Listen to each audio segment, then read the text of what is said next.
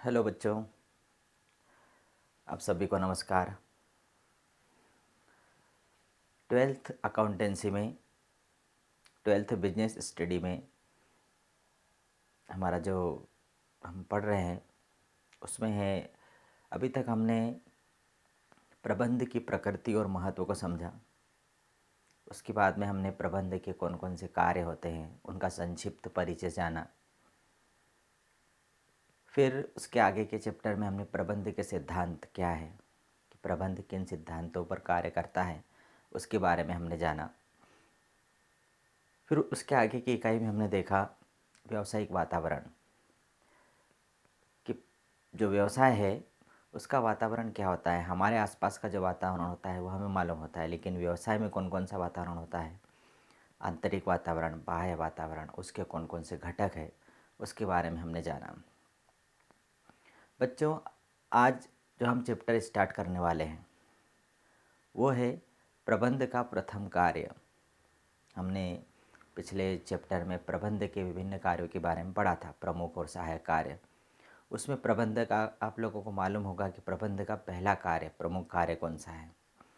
तो प्रबंध का प्रमुख कार्य या पहला कार्य कौन सा है, वो है नियोजन, जिसको हम बोलते हैं प्लानिंग। आज उसी के बारे में हम पढ़ने वाले हैं कि नियोजन क्या है, नियोजन किसे कहते हैं। इसके बारे में आज हम पूरी डिटेल्स में पढ़ने वाले हैं। तो चलिए आज की क्लास हम स्टार्ट करते हैं। उसके पहले मैं आप लोगों को सभी को बताना चाहूँगा कि आप लोगों ने यदि मेरे चैनल को अभी तक सब्सक्राइब नहीं किया है तो आप उसे ज़रूर सब्सक्राइब करें, बेल आइकन को दबाएं, ताकि आप लोगों को मेरे सारे वीडियो मिलते चले जाएं। और भी इससे पूर्व के वीडियो आप लोगों ने नहीं देखे होंगे तो मेरे चैनल में प्लेलिस्ट में आप लोगों को सारे वीडियोज़ मिल जाएंगे। देखिए बच्चों, इस वर्ष कोरोना काल के कारण हमारी स्कूल्स तो नहीं लग रही है। स्कूल में जिस प्रकार से हम डिटेल्स पढ़ते हैं, कई बच्चों को ऐसा लग रहा होगा कि सर हमें केवल क्वेश्चन की तैयारी करवाइए, लेकिन मेरा ये कहना ये है, क्वेश्चन तो आप याद कर लेंगे, लेकिन जिस प्रकार से हम स्कूल के अंदर पुस्तक में से विस्तृत अध्ययन करते थे, आज वो पढ़ाई हमारी छूट रही है, वो हम नहीं कर पा रहे हैं। और मैं वहीं आप लोगों को करा रहा हूँ। पुस्तक का डिटेल अध्ययन जो है वो मैं आप लोगों को एक एक लाइन बताते जा रहा हूँ, समझाते जा रहा हूँ। इसके बाद में आप खुद स्वयं क्वेश्चन का आंसर लिख सकते हैं। देखिए 10th तक हम क्वेश्चन का आंसर लिख करके, याद करके लिखते हैं, लेकिन 11-12 तक आने तक हमारा जो माइंड है वो पूरी तरह से विकसित हो चुका होता है। हम किसी भी पॉइंट के ऊपर, किसी भी मुद्दे के ऊपर अपने विचार व्यक्त कर सकते हैं। अब हमें याद करने वाला नहीं चाहिए। अब तो हमें कोई सा पॉइंट जो यदि कोई दे तो उसके ऊपर हम खुद हमारे शब्दों में लिख सकें, इस प्रकार का हमारा माइंड होता है। तो इसलिए हमें किसी भी टॉपिक को समझना ज़रूरी होता है। यदि हम टॉपिक को समझ जाएंगे तो उसके ऊपर हम लिख सकते हैं। तो इसीलिए हम चैप्टर को पूरी विस्तृत विधि से पढ़ रहे हैं। अभी जो सुनने में आया है कि आप लोगों की हाफ ईयरली एग्ज़ाम किस प्रकार से होगी, तो पेपर न्यूज़ और कुछ ऐसा सुनने में आया है कि ओपन बुक माध्यम से होगी। यदि खुले माध्यम से, ओपन माध्यम से होगी, पुस्तक सामने रहेगी, पेपर हाथ में रहेगा, क्वेश्चन तुम्हारे सामने रहेगा। अब तुम्हें देखना है कि उस क्वेश्चन बुक में कहाँ पर है। यदि आप लोगों ने गाइड पढ़ी होगी या आपने किसी के नोट्स पढ़े होंगे तो आप लोगों को बुक मालूम नहीं होगा कि बुक में वो क्वेश्चन कहाँ पर है। इसलिए किताब को हमें, चैप्टर को पूरे विस्तृत पढ़ना होगा कि उसका ऑब्जेक्टिव का आंसर कहाँ है, उस क्वेश्चन का आंसर कहाँ मिलेगा, किस चैप्टर में, किस यूनिट में मिलेगा। इसलिए हमें उसका विस्तृत अध्ययन करना बहुत ज़रूरी होता है। और ये तो हमारे स्कूल में जिस प्रकार से हम एवरीडे पीरियड वाइज जो हम चैप्टर डिटेल में पढ़ते थे, उस टाइप से मैं पढ़ा रहा हूँ। इसके बाद में आप खुद ब खुद क्वेश्चन का आंसर लिख पाएंगे। चलिए, तो आज हम स्टार्ट करते हैं कि नियोजन क्या है। प्रबंध का जो प्रथम कार्य है, यहाँ से प्रबंध के सारे कार्य जो है चैप्टर वाइज कंटिन्यू एक के बाद एक स्टार्ट होने वाले हैं। तो आज हम नियोजन के बारे में समझते हैं कि प्लानिंग क्या है। देखिए, मैं आप लोगों को एक एक लाइन, एक एक बात क्लियर करते चल रहा हूँ, आपको समझाते जा रहा हूँ, ताकि आप लोगों को ऐसा ना लगे कि अरे हम तो पढ़ ही नहीं पाए, है ना। तो देखिए, यहाँ शुरुआत में उसकी एक प्रस्तावना दिया है, इंट्रोडक्शन दिया है कि किसी भी काम को करना हो तो उसके बारे में हमें विचार करना होता है। हमें भी हमारे जो बड़े लोग जो हैं, हमारे अनुभवी लोग हैं, हमारे बुजुर्ग लोग कहते हैं कि किसी भी काम को करने के पहले विचार करना चाहिए। काम करने के बाद विचार नहीं किया जाता, कार्य करने के पहले विचार किया जाता है। तो ये बात सही बैठती है। और यहाँ पर व्यवसाय की दृष्टि से भी सही कहा जा रहा है कि किसी भी कार्य को करने से पूर्व उसके बारे में सोच विचार कर एक योजना कर तैयार करके उसी के आधार पर कार्य यदि किया जाता है तो सफलता 100% मिलती है। किसी काम को करना है तो पहले उसके बारे में सोच विचार करना पड़ता है। सोच विचार कर उसकी प्लानिंग तैयार की जाती है, उस प्लानिंग के अनुसार कार्य किया जाता है, तब जाकर के सफलता की संभावना रहती है, सफलता की संभावना अधिक रहती है। इसके विपरीत यदि हम योजना बनाए बिना योजना के कार्य यदि करने जाएंगे तो हमारे सामने हजारों कठिनाइयाँ आएगी और असफलता हमें हाथ लगेगी। इसका मतलब यहाँ पर ये लाइन क्या सिद्ध करती है कि किसी भी काम को करने के पहले सोचना ज़रूरी है, योजना बनाना ज़रूरी है और योजना के अनुसार कार्य करेंगे तो हमें सफलता ज़रूर मिलेगी। चलिए अब हम हमारे व्यावसायिक उपक्रम के नज़रिए से देखते हैं। हमारा जो व्यवसाय, हमारा जो सब्जेक्ट है वो क्या है, व्यवसाय अध्ययन। तो व्यवसाय के नज़रिए से देखें तो व्यवसाय के लिए तो योजना बनाना और भी आवश्यक है। बिजनेस में बिना प्लानिंग के काम करना बहुत खतरनाक होता है, तो व्यवसाय के लिए योजना बनाना तो बहुत आवश्यक है। और इनकी जटिल समस्याओं का हल किनकी, व्यवसाय की नियोजन द्वारा ही संभव होता है। नियोजन मतलब योजना। व्यवसाय की जटिल समस्याओं का जो हल है प्लानिंग के द्वारा ही संभव हो सकता है। वास्तव में नियोजन भविष्य से संबंधित होता है।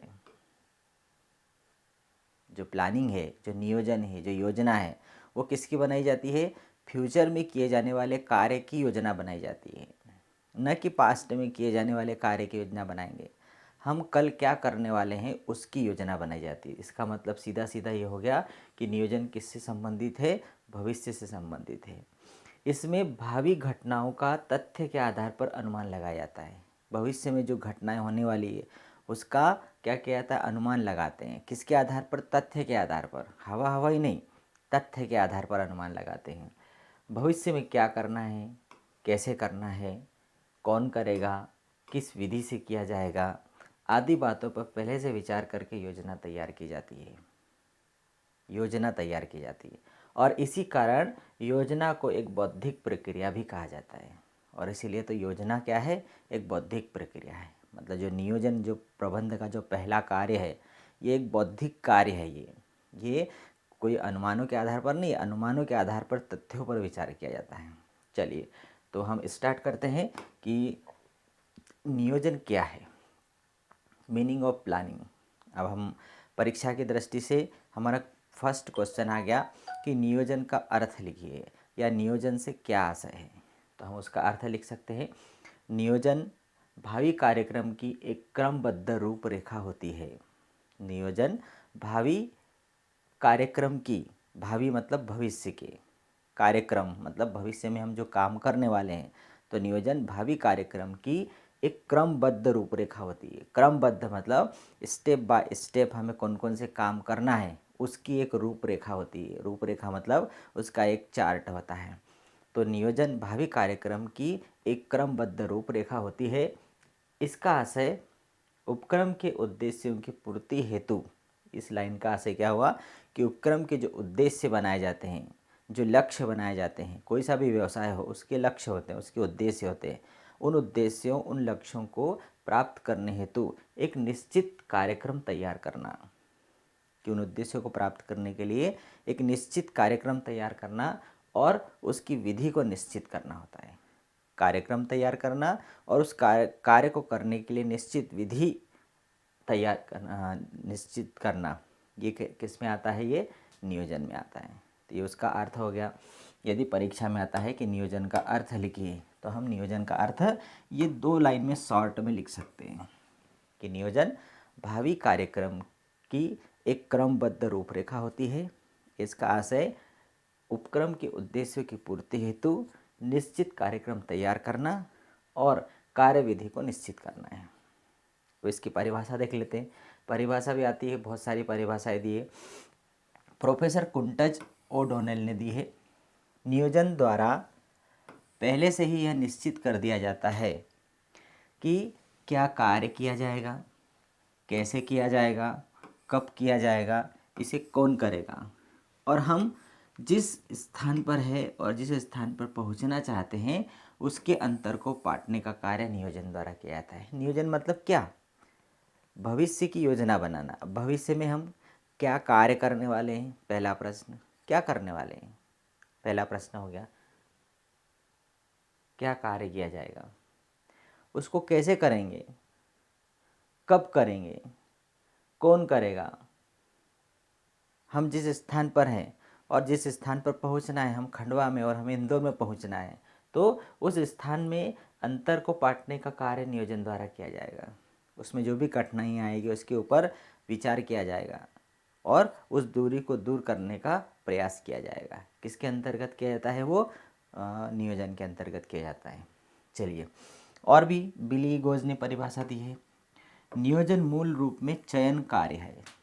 तो नियोजन के अंदर क्या किया जाता है? सिलेक्शन किया जाता है। बहुत सारे विकल्प होते हैं, ऑब्जेक्टिव रहते हैं। हमारे ज़िंदगी में भी कई बार ऐसे ऑप्शन आ जाते हैं। अभी 12th के बाद ही आपके सामने प्रश्न चिन्ह खड़ा हो जाएगा कि मैं क्या करूं, कॉलेज करूं, सीए करूं, किसी कॉम्पिटिटिव एग्ज़ाम की तैयारी करूं। ऐसे बहुत सारे विकल्प तैयार हो जाते, खड़े हो जाते हैं। उस समय मुझे चुनना बहुत, वो मेरे करियर के लिए इम्पोर्टेंट टाइम हो जाता है। हमें सोचना पड़ता है कि मैं क्या करूं। उस समय हम ऐसे ही परिस्थिति में खड़े, उस समय हम एक वयस्क नागरिक हो जाते हैं, युवा हो जाते हैं, और वो हमारी ज़िंदगी का जो एक किनारे पर हम खड़े रहते हैं कि मेरे करियर में अब मुझे क्या करना है। उस समय का जो मेरा निर्णय है वही मेरी योजना है, और वो मुझे सोच समझकर भविष्य में मुझे क्या करना है उसका डिसीजन लेना पड़ेगा।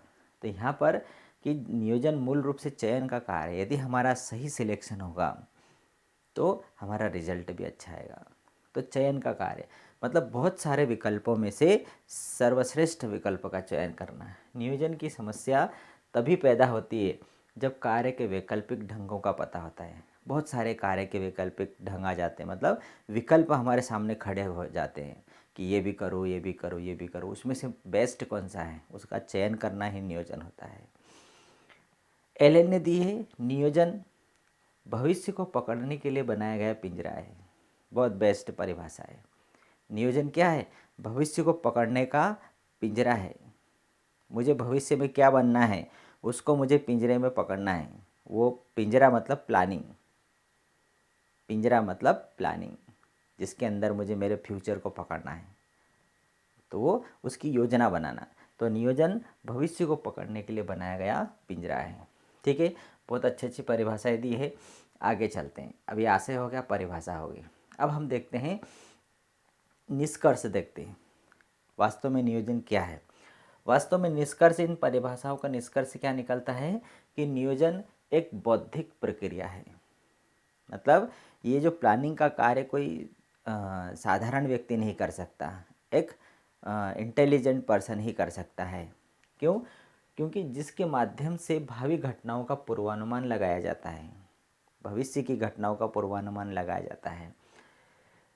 वांछित लक्ष्यों या उद्देश्यों की प्राप्ति हेतु भविष्य में हम कौन सा रास्ता किस प्रकार से अपनाएंगे, इसके अंतर्गत सभी संभव तरीकों पर विचार करना होता है। भाई भविष्य में जो कार्य करने वाले उसकी योजना बनाना, उस योजना के अनुसार चलना, ये बौद्धिक प्रक्रिया ही है। क्योंकि जिस व्यवसाय को हम उन उद्देश्यों को प्राप्त करने के लिए जिस योजना के माध्यम से ले जा रहे हैं, वो योजना यदि गलत हो जाएगी तो वो व्यवसाय समाप्त हो जाएगा। इसलिए नियोजन क्या है? एक बौद्धिक प्रक्रिया है। चलिए, अब हम इसकी विशेषताएं देखते हैं। इन परिभाषाओं के आधार पर हम विशेषताएं बता सकते हैं कि देखिए, प्रश्न आता है, कई बार आता है कि नियोजन की विशेषताएं लिखिए। तो पहला ही विशेषता हम लिख सकते हैं बौद्धिक प्रक्रिया। नियोजन एक बौद्धिक प्रक्रिया है। क्यों है?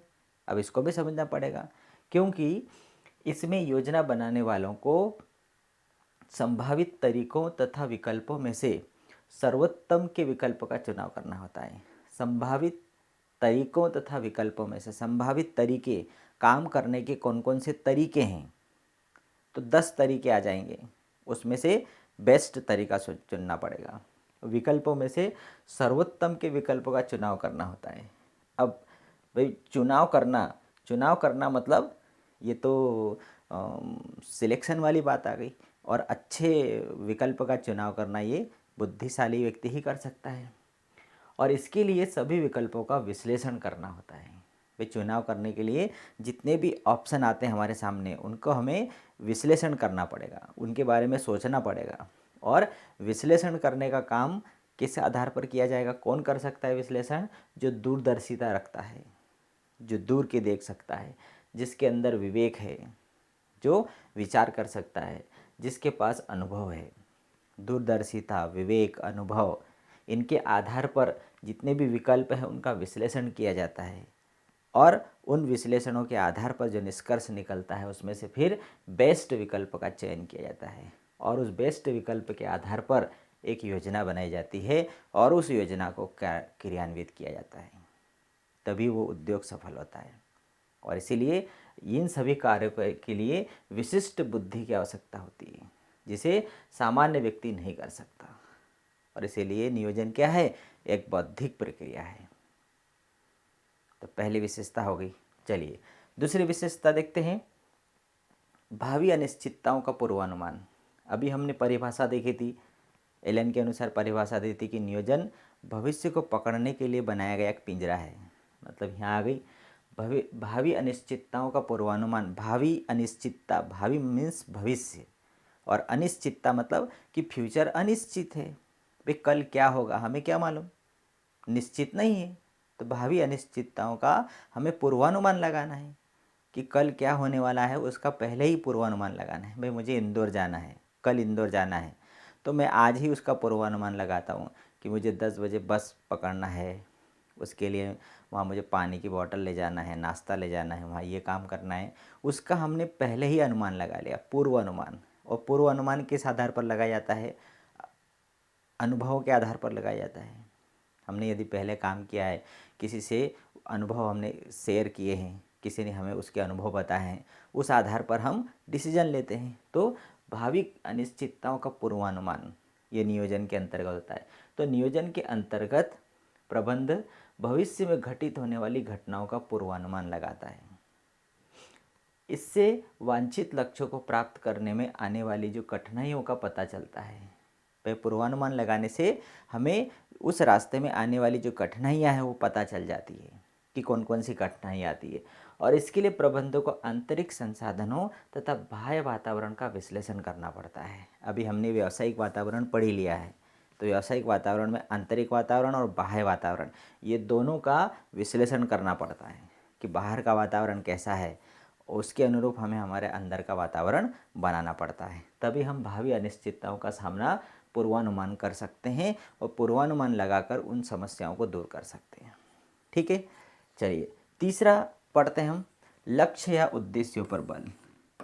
बिना लक्ष्य के तो कोई योजना हो ही नहीं सकती है, और उन लक्ष्यों को प्राप्त करना ये नियोजन का उद्देश्य है। नियोजन के लिए उद्देश्यों का निर्धारण अति आवश्यक है।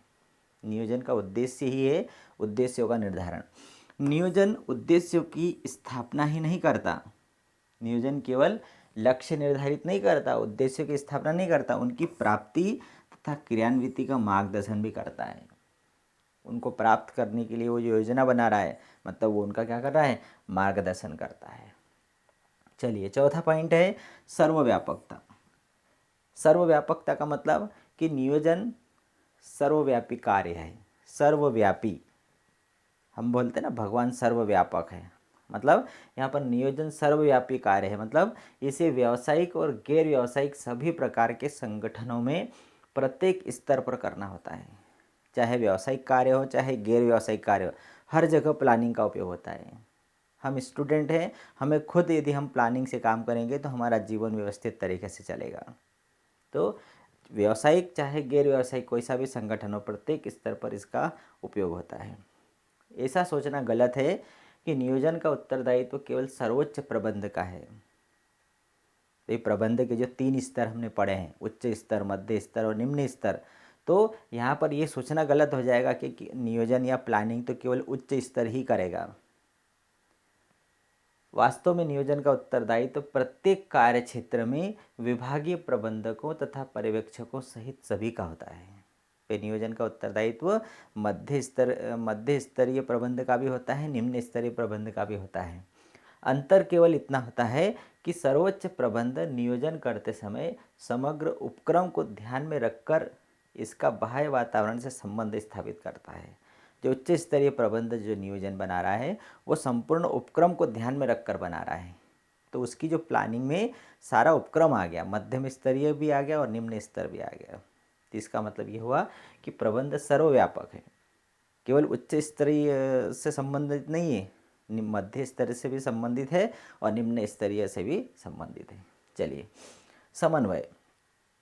नियोजन का कार्य उपक्रम स्तर के साथ विभागीय स्तर पर भी होता है। अभी हमने देखा कि सर्वव्यापक मतलब नियोजन केवल उच्च स्तर से संबंधित नहीं है, मध्य स्तरीय प्रबंध और निम्न स्तरीय प्रबंध से भी संबंधित है, क्योंकि उच्च स्तर ने जो प्लानिंग बनाई है वो सभी के लिए बनाई है, पूरे उपक्रम के लिए बनाई है। तो समन्वय यदि पूरे उपक्रम के लिए बनाई है तो उसमें सारे डिपार्टमेंट आ गए और सारे डिपार्टमेंट के बीच में कोऑर्डिनेशन होना बहुत ज़रूरी है। तो प्रबंध की एक विशेषता क्या है, सभी उपक्रमों में सभी विभागों के अंदर कोऑर्डिनेशन होना। सतत प्रक्रिया, नियोजन की प्रक्रिया निरंतर चलती रहती है। समय, संसाधन तथा स्थिति परिवर्तित होने के साथ इसके लक्ष्य, उद्देश्य, कार्यविधि भी परिवर्तित करना पड़ती है और इस प्रकार नियोजन का कार्य तब तक चलता रहता है जब तक संस्था अस्तित्व में है। मतलब ये निरंतर चलने वाली प्रक्रिया है। लोच, लोच मीन्स लचीलापन। नियोजन भविष्य के लिए बनाया जा रहा है और भविष्य अनिश्चित होता है, भविष्य में कुछ भी घटित हो सकता है, तो भविष्य की घटनाओं के आधार पर प्लानिंग को बदलना भी पड़ सकता है। इसलिए नियोजन कैसा होना चाहिए, लचीला होना चाहिए। फिर है प्रबंध का प्राथमिक कार्य। नियोजन प्रबंध का प्रथम कार्य है, इस पर ही सारे कार्य आधारित है। पहला नियोजन का कार्य होगा, उसके बाद ही बाकी कार्य स्टार्ट होंगे। प्राथमिकताओं का निर्धारण। प्रबंध नियोजन के अंतर्गत उपक्रम में जितने भी कार्य किए जाएंगे और उन कार्यों को करने के लिए साधनों के अनुकूलतम उपयोग हेतु गुण, दोष, समस्याओं, चुनौतियों की पहचान करना है। नियोजन परिस्थितियों एवं साधनों का अधिक लाभ उठाने के लिए उनकी प्राथमिकताएं डिसाइड करता है कि सबसे पहले किसका उपयोग किया जाए, कब किया जाए। नियंत्रण से पूर्व की स्थिति, भाई नियोजन नियंत्रण से पहले की स्थिति, पहले प्लानिंग होगी उसके बाद ही उस पर हम नियंत्रण कर सकते हैं। विभिन्न संगठकों का योग। नियोजन का मतलब नियोजन में विभिन्न तत्वों से मिलकर नियोजन बना है। नियोजन के अंतर बहुत सारे तत्व हैं। नियोजन के कौन कौन से तत्व हैं? उद्देश्य, नियोजन में उद्देश्य निर्धारित किए जाते हैं, उनके लिए नीतियाँ बनाई जाती है, फिर नियम बनाए जाते हैं, उसकी एक कार्यविधि बनाई जाती है, व्यूह रचना बनाई जाती है, विधियाँ, कार्यक्रम, बजट, ये सारे क्या है? नियोजन के तत्व। इन सभी को यदि हम जोड़ेंगे तो कहलाता है नियोजन। नियोजन मतलब प्लानिंग ये एक शब्द नहीं है, ये विभिन्न तत्वों का संगठन है जिसके अंतर्गत ये सभी काम किए जाते हैं। नियोजन में उद्देश्य है, नीति है, नियम है, कार्यविधि है, व्यूह रचना है, विधियाँ है, कार्यक्रम है, बजट है, इनको हम सब समझने वाले हैं। नियोजन की एक टेक्निक है ये। चलिए, तो ये आप लोगों को समझ में आ गए होंगे। करीब 10 विशेषताएं हमने देखी, इसमें से आप लोगों को 5 याद करना है।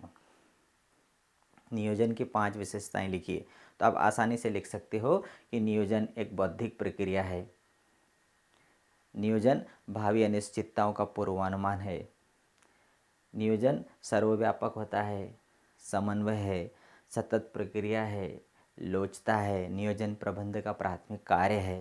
ये ऐसी 5 विशेषताएं हम बहुत ही आसान तरीके से हम लिख सकते हैं। ठीक है, तो उसका आशय हो गया, परिभाषा हो गई और विशेषताएं देख ली। करीब हमने 3 बातें इसमें देख ली। चलिए आगे चलते हम नियोजन के उद्देश्य, ऑब्जेक्टिव्स ऑफ प्लानिंग।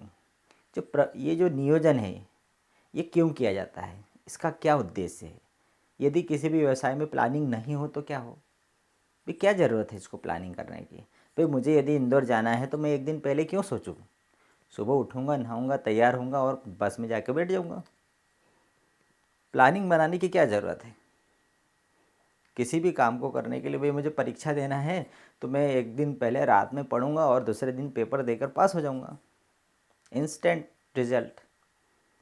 क्या ज़रूरत है प्लानिंग की। तो नियोजन के क्या उद्देश्य हैं, क्यों किया जाता है।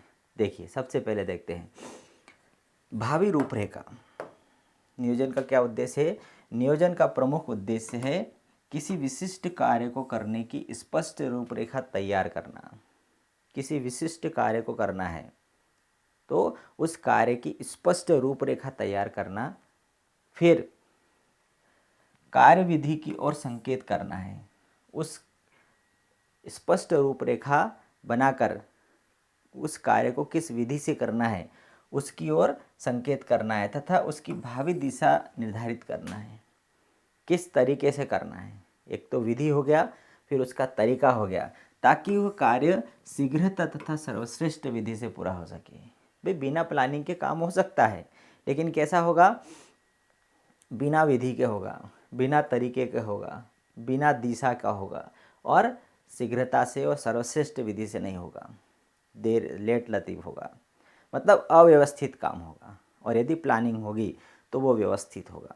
तो नियोजन का पहला उद्देश्य क्या हो गया, भावी रूपरेखा, भविष्य में जो कार्य किया जाने वाला है उसकी पूरी प्लानिंग। नियोजन का प्रमुख उद्देश्य क्या होगा, किसी विशिष्ट उद्देश्य या विशिष्ट कार्य को करने की स्पष्ट रूपरेखा तैयार करके कार्य विधि की ओर संकेत करना है, उसकी भावी दिशा निर्धारित करना है और वो कार्य शीघ्रता तथा सर्वश्रेष्ठ विधि से उसको पूरा करना है। ठीक है। दूसरा है पूर्वानुमान करना। नियोजन का दूसरा उद्देश्य क्या है, पूर्वानुमान करना। नियोजन वास्तव में भविष्य की क्रियाओं का पूर्व अनुभव के आधार पर पूर्वानुमान ही है। नियोजन क्या है, भविष्य की क्रियाओं का पूर्व अनुभव के आधार पर पूर्वानुमान है। पूर्व अनुभव, इसके पहले वाले वर्षों में क्या अनुभव रहा, उस अनुभवों के आधार पर ही पूर्वानुमान लगाया जाता है। मैंने अभी बताया कि पूर्वानुमान हम किस आधार पर लगाते हैं, या तो हमें खुद अनुभव है, भाई इंदौर हमें जाने का पहले से अनुभव है, या किसी दूसरे व्यक्ति से हमने उसके अनुभव सुने हैं, उस आधार पर हम पूर्वानुमान लगाते हैं। तो नियोजन क्या है, वास्तव में भविष्य की क्रियाओं का पूर्व अनुभव के आधार पर पूर्वानुमान है। अतः नियोजन का उद्देश्य भविष्य के परिणामों का पूर्वानुमान लगाना है, कि भविष्य में क्या परिणाम हो सकते हैं उसका पूर्वानुमान लगाना है, इसलिए ये उसका उद्देश्य हो गया। तीसरा है संसाधनों का अनुकूलतम वितरण। संसाधनों का अनुकूलतम वितरण, ये तीसरा उद्देश्य हो गया। भाई उपक्रम में संसाधन तो बहुत सारे रहते हैं, प्रत्येक व्यावसायिक उपक्रम में संसाधन सीमित होते हैं तथा लक्ष्यों को प्राप्त करने के लिए विभिन्न विभाग उन पर अपना अधिकार बनाना चाहते हैं। हर एक व्यक्ति को साधन चाहिए, संसाधन चाहिए, मशीन चाहिए, और वो सीमित रहते हैं और हर एक व्यक्ति वो पाना चाहता है। ऐसी दिशा में नियोजन का उद्देश्य इन संसाधनों का अनुकूलतम ढंग से वितरण एवं प्रयोग करना होता है। अनुकूलतम ढंग से, कि किस व्यक्ति को उसकी आवश्यकता है उसे वो साधन उपलब्ध कराना, और इसी के साथ भावी आवश्यकताओं को ध्यान में रखकर संसाधनों का विकास करना भी होता है। भावी आवश्यकताओं को ध्यान में रखकर नए संसाधन जुटाना, ये भी उसके अंतर्गत आता है। तो संसाधनों का अनुकूलतम वितरण, ये भी उसके उद्देश्य में आता है। बाह्य वातावरण से सामंजस्य स्थापित करना। हमने देखा बाहरी वातावरण कौन कौन सा होता है व्यवसाय का, सामाजिक, आर्थिक, राजनीतिक, ये प्राकृतिक, ये सब बाहरी वातावरण जो कि व्यवसाय को प्रभावित करता है। तो बाहरी वातावरण से सामंजस्य स्थापित करने के लिए पहले ही उसकी प्लानिंग बना ली जाती है। नियोजन का उद्देश्य एक उपक्रम को प्रभावित करने वाले बाह्य व्यापक घटकों का विश्लेषण करना भी है, कि देश में बाहरी वातावरण किस प्रकार का है उसका विश्लेषण किया जाता है नियोजन के माध्यम से, जिससे आंतरिक वह बाह्य वातावरण में सामंजस्य स्थापित करके व्यवसाय के संबंध में सर्वोत्तम निर्णय लिए जा सके, कि बाहरी वातावरण के अनुरूप व्यवसाय के अंदर के वातावरण को बनाया जा सके। चलिए, फिर है अन्य प्रबंधकीय कार्यों में सहायक होना। प्रबंध का अगला उद्देश्य क्या है? नियोजन का एक उद्देश्य अन्य प्रबंधकीय कार्य। अन्य प्रबंधकीय कार्य कौन से हैं? नियोजन के बाद शुरू होते हैं। संगठन है, नियुक्ति है, निर्देशन है, नियंत्रण है, इनको सही ढंग से संपन्न कराना भी होता है, ये उसका उद्देश्य है। और स्वस्थ प्रतिस्पर्धा। नियोजन का एक उद्देश्य स्वस्थ प्रतिस्पर्धा बनाए रखते हुए अपने प्रतिस्पर्धी पर विजय प्राप्त करने का प्रयास करना है। स्वस्थ प्रतिस्पर्धा से विजय प्राप्त करना, गला काट प्रतिस्पर्धा नहीं, स्वस्थ प्रतिस्पर्धा से विजय प्राप्त करना अपने प्रतिस्पर्धी से। तो ये क्या है? ये जो 6 पॉइंट देखे, ये हमने नियोजन के उद्देश्य देखे कि नियोजन के उद्देश्य लिखिए। तो पहला उद्देश्य है नियोजन भावी रूपरेखा बनाता है, भविष्य में जो कार्य करने वाले हैं उसकी भावी रूपरेखा बनाता है। दूसरा क्या है? पूर्वानुमान करना। नियोजन का दूसरा उद्देश्य है वह पूर्वानुमान करता है। तीसरा है संसाधनों का अनुकूलतम वितरण करता है। चौथा, बाह्य वातावरण से सामंजस्य स्थापित करता है। पांचवा, अन्य प्रबंधकीय कार्यों में सहायक होता है। और छठवा है स्वस्थ प्रतिस्पर्धा निर्माण करता है। ये नियोजन के उद्देश्य हो गए। चलिए, अब इसका महत्व, इम्पोर्टेंस, नियोजन का महत्व देख लेते हैं। सबसे पहला नियोजन का क्या महत्व है? यदि कोई भी व्यवसाय नियोजन को अपनाता है तो उसको क्या फ़ायदा होगा? महत्व मतलब उसकी महत्ता क्या है उसकी? सबसे पहला है भावी अनिश्चितताओं तथा परिवर्तनों का सामना। यदि हमने पहले से ही यदि भविष्य में होने वाली घटनाओं, अनिश्चितताओं के बारे में हमने यदि तैयारी करके रखी है, जैसे ठंड आने वाली है और यदि हमने पहले से ही हमने स्वेटर, कंबल और सब ठंड से बचने के साधन हमने रख लिए हैं, तो हम निश्चिंत हो जाएंगे, हमें डर नहीं रहेगा और हम उन घटनाओं का सामना करने के लिए पहले से तैयार हैं। भाई कोई भी जैसे लड़ाई यदि होने वाली है तो उसके पूर्व हर एक देश उसकी तैयारी करके रखता है। तो ये क्या है? भावी निश्चितताओं तथा परिवर्तनों का सामना करने के लिए पहले से पूरी तैयारी कर ली जाती है। तो यहाँ पर नियोजन बनाने से, प्लानिंग बनाने से भविष्य में जितनी भी भविष्य तो अनिश्चित ही होता है, तो भावी अनिश्चितता और अनिश्चित है मतलब परिवर्तन भी संभव है और परिवर्तनों का सामना करने की ताकत आ जाती है। दूसरा महत्व, संगठन को प्रभावी बनाना।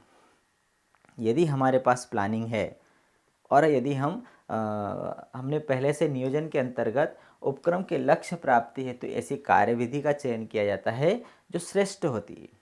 पहले देखा कि बहुत सारे विकल्प में से श्रेष्ठ विधि का चयन किया जाता है और जिस पर चलकर लक्ष्य प्राप्त करना आसान होता है। नियोजन में संपादित कार्य संयोग आधारित न होकर सोच, विचार तथा व्यवस्थित तरीकों पर आधारित होता है। पे कई बार बोलते हैं ना कि अरे बस हो गया नहीं है। नियोजन के अंतर्गत जो कार्य होता है वो पूरी तरह से सोच विचार कर तथ्यों पर आधारित निर्णय लिए जाते हैं। ऐसे केवल हवा फायरिंग नहीं की जाती है, उसको पूरी तरह से सोच विचार कर व्यवस्थित तरीके से निर्णय लेते हैं और इसीलिए संगठन को प्रभावी बनाया जाता है। तीसरा है एकता एवं समन्वय स्थापित करना। ये तीसरा महत्व है। उपक्रम के निर्धारित लक्ष्यों की प्राप्ति के लिए विभिन्न क्रियाएं संपन्न की जाती है। वे उपक्रम के जो लक्ष्य हैं उनको प्राप्त करना ये उद्देश्य है नियोजन का, और उसके लिए बहुत सारी कार्य होते हैं। विपणन मतलब मार्केटिंग का काम भी होता है, उत्पादन का काम भी होता है, वित्त का काम भी होता है। इन क्रियाओं में समन्वय स्थापित किए बिना लक्ष्य प्राप्त नहीं किए जा सकते। इनमें यदि समन्वय नहीं होगा, कोऑर्डिनेशन नहीं होगा, तो हम किसी भी उद्देश्य को प्राप्त नहीं कर सकते। वित्त यदि नहीं होगा तो हम उत्पादन काम नहीं कर सकते, कच्चा माल नहीं खरीद सकते। कच्चा माल नहीं खरीदेंगे तो उत्पादन नहीं होगा, और यदि उत्पादन नहीं होगा तो विपणन नहीं होगा, मार्केटिंग नहीं होगी, माल नहीं बेच पाएंगे। तो ये सारी क्रियाओं में समन्वय होना जरूरी है। इन विभिन्न क्रियाओं में एकता व समन्वय स्थापित करने का कार्य नियोजन ही करता है। नियोजन में यह बात ध्यान में रखा जाता है कि किसी कार्य की पुनरावृत्ति न हो तथा विभिन्न क्रियाओं या विभागों के मध्य टकराव की स्थिति उत्पन्न न हो। ये कौन करता है? नियोजन के अंतर्गत ही होता है। चलिए, मितव्ययिता। नियोजन या किसी कार्य की प्लानिंग होने से हम बंध जाते हैं। किसी काम को करने का एक हमारे पास यदि एक तरीका मिल गया कि इस तरीके से करना है और इतना मटेरियल उपयोग करना है, तो उसमें क्या आ जाती है, मितव्ययिता आ जाती है। और यदि हमने माप नहीं बनाया तो वो बिना माप के हम बहुत सारा मटेरियल यूज़ कर सकते हैं। तो नियोजन से कम संसाधनों से कम लागत में हम सर्वोत्तम उत्पादन कर सकते हैं। फिर ये कर्मचारियों में कर्तव्य निष्ठा की भावना जागृत करना। नियोजन क्या करता है, कर्मचारियों को जहाँ इस बात से अवगत कराता है कि उपक्रम के उद्देश्य क्या है, वहाँ उन्हें यह भी बताता है कि उद्देश्य की प्राप्ति में उनकी क्या भूमिका है। वो उद्देश्य तो बताता है, साथ में उनको उनकी भूमिका भी बताता है। इससे कर्मचारियों को न केवल सही दिशा निर्देश प्राप्त होते हैं, वरन उनका ध्यान उद्देश्यों पर भी केंद्रित किया जाता है। तो कर्मचारी में कर्तव्य निष्ठा की भावना जागृत होती है। फिर है प्रबंध के अन्य कार्यों के संपादन में योगदान देता है। भाई बेस्ट प्लानिंग होगी तो उसी के अनुरूप सारे कार्य संपादित होंगे।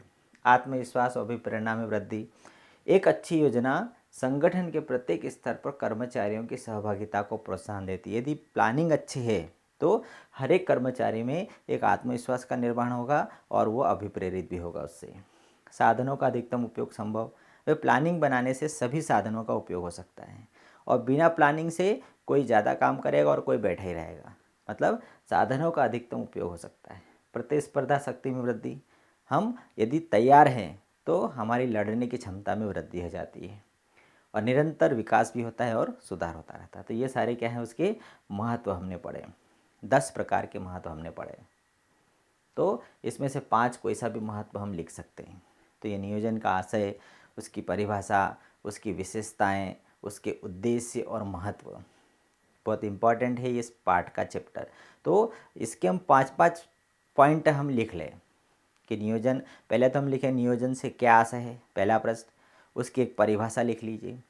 फिर नियोजन की विशेषताएं, 5 विशेषताएं लिख लीजिए। नियोजन के 5 उद्देश्य लिख लीजिए और नियोजन के 5 महत्व लिख लीजिए। हमें कई बार बोलते हैं, कई हम टीचर इम्पॉर्टेंट क्वेश्चन करा देते हैं कि केवल ये क्वेश्चन याद कर लीजिए, 5 केवल ये पॉइंट याद कर लीजिए। अरे जब हमारा चैप्टर पूरा दिया गया तो उसको समझना तो ज़रूरी है ना। भी यदि हम पूरा प्लानिंग क्या होती है तो हम प्रबंध को कैसे समझ पाएंगे। फ्यूचर में यदि हमें मैनेजमेंट क्षेत्र में जाना है तो हम यदि इसको पूरा नहीं पढ़ेंगे तो हम कैसे समझेंगे कि नियोजन क्या होता है।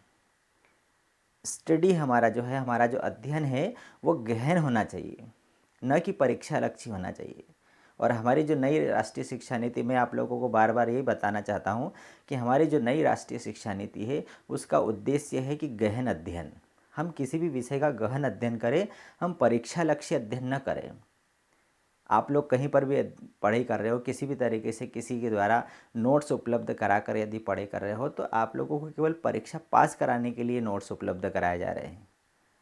और मैं आप लोगों को ये बताना चाहता हूँ कि हमारी नई राष्ट्रीय शिक्षा नीति के अनुसार हमें इसको समझना है कि प्लानिंग क्या है, नियोजन क्या होता है, नियोजन कैसे किया जाता है, क्यों किया जाता है, उसका क्या इम्पोर्टेंस है, उसके क्या उद्देश्य है। हम खुद हमारे जीवन में उस प्लानिंग का इस्तेमाल कर सकते हैं कि यदि मुझे खुद मेरे लाइफ में प्लानिंग करना है। भाई अभी मैंने आपको एग्जांपल बताया कि 12वीं जैसे हम पास होंगे, हमारे सामने अनेकों विकल्प खड़े हो जाएंगे कि मैं ये करूँ, ये करूँ, ये करूँ। उस समय हम दिग्भ्रमित हो जाते हैं, हमें समझ नहीं पड़ता है कि मैं क्या करूँ, और आखिर में हम फिर कोई सी गलत राह चुन लेते हैं और ज़िंदगी भर भटकते रहते हैं। तो यहाँ पर सर इन सारे विकल्पों में से सबसे बेस्ट विकल्प का चयन कैसे कर सकता हूँ। तो उस बेस्ट विकल्प का चयन करने के लिए मुझे उन सारे विकल्पों का विश्लेषण करना होगा। विश्लेषण करने के लिए मुझे दूरदर्शिता, विवेक और अनुभव, इन चीज़ों की आवश्यकता होगी। तो उसके लिए मुझे पहले से दूरदर्शिता मतलब आगे का सोचना पड़ेगा। विवेक मतलब एक समझ, सही समझ का निर्माण करना पड़ेगा। और अनुभव, जो आगे जिन लोगों ने इस रास्ते पर गए हैं उनके अनुभव मुझे एकत्रित करना पड़ेंगे। उस आधार पर मैं डिसीजन लूँगा कि मुझे क्या करना चाहिए। मेरे पास कितने संसाधन हैं उसको भी मुझे देखना पड़ेगा। केवल हम ऐसे अनुमान से हम निर्णय नहीं ले सकते हैं। तो ये प्लानिंग जो है, ये जो स्टडी है, ये स्टडी केवल परीक्षा लक्ष्य नहीं है कि मुझे 12वीं पास करना है। ये प्लानिंग मुझे मेरे जीवन में भी मैं अप्लाई कर सकता हूँ, और इसलिए ये इम्पॉर्टेंट है। ठीक है।